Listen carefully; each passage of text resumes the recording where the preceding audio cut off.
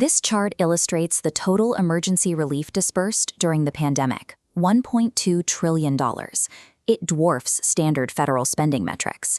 When the SBA isolates this $200 billion fraction, they aren't looking at legitimate business expenses. It represents the estimated total lost to systematic fraud. Social safety nets faced the most concentrated attacks. In Minnesota, a single Medicaid program for autism services saw its payouts climb from $600,000 to over $400 million in just a few years. Investigators found these funds, meant for care, were frequently converted into personal luxury assets, real estate, and direct wire transfers to overseas accounts. For financial stories shaping the country, support our sponsor, Shasta Unfiltered. Scan the QR code to join the newsletter and support independent journalism. After years of these funds flowing out with minimal verification, the federal government is now retracing the path of every suspicious dollar to settle the tab. The White House Task Force to Eliminate Fraud, chaired by Vice President J.D. Vance, has launched a multi-agency effort to audit the emergency spending of the early 2020s. A primary focus of the audit is the Paycheck Protection Program, where a lack of front-end verification led to widespread exploitation of the loan application process. SBA Administrator Kelly Loeffler is now targeting 562,000 specific loans that were flagged for fraud under the previous administration but never pursued for repayment. The SBA has since referred $22.2 billion of these suspicious loans directly to the U.S. Treasury for aggressive collection. This crackdown is hitting specific states with high volumes of suspicious activity. In California, the task force recently suspended over 111,000 individual borrowers. Freezing these accounts prevents another $8.6 billion in potential fraud from being forgiven or drained from the Treasury. The SBA has shifted into an investigative posture, using these mass suspensions to map out criminal networks and recoup funds that were previously considered lost. Beyond business loans, the dragnet is expanding into state-run Medicaid programs, focusing on a surge in fraudulent billing for autism services.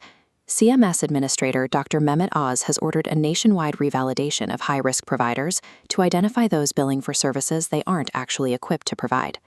This audit led directly to Minnesota, where federal prosecutors recently dismantled a $90 million fraud ring, the largest autism-related bust in the history of the Department of Justice. The scheme involved centers like Smart Therapy, which investigators say used unqualified staff and sham diagnoses to generate a constant stream of false Medicaid claims. To maintain the volume of claims, operators allegedly paid parents kickbacks to enroll their children in the centers, regardless of whether they actually required specialized care. Prosecutors allege the two main operators, Shamso Hassan and Hanan Yusuf, paid themselves over $21 million, wiring a portion of those funds to accounts in Kenya.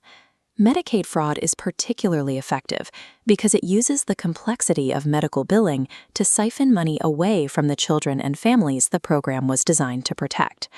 The Vance Task Force is now using Ohio as a model for how federal agencies and state attorneys general can coordinate to execute large-scale takedowns. This coordination resulted in Operation Playground Therapy, a sweep targeting a $50 million network exploiting children's behavioral health programs.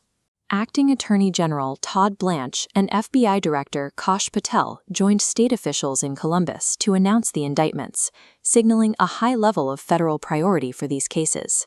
The operation netted 14 defendants and led to the immediate seizure of bank accounts and luxury vehicles purchased with stolen taxpayer funds.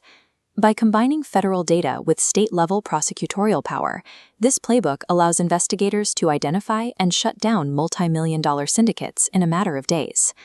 The task force is moving beyond financial penalties. Prosecutors are now securing significant prison sentences for those who orchestrated these schemes. Recent cases have resulted in terms as long as 10 years for a single $65 million PPP fraud, setting a clear precedent for the ongoing investigations. On the administrative side, over 140,000 individuals have been permanently blacklisted, barring them from ever receiving federal small business assistance again. While full recovery of the $200 billion will take years, initial aggressive collection efforts have already clawed back roughly 10% of that total. These efforts are required to protect the integrity of the safety net, ensuring that when the next crisis hits, funds reach honest businesses and vulnerable children instead of criminal bank accounts. To follow the latest indictments and task force actions, like this video and visit ShastaUnfiltered.com. Subscribe to stay informed on the hunt for the stolen billions.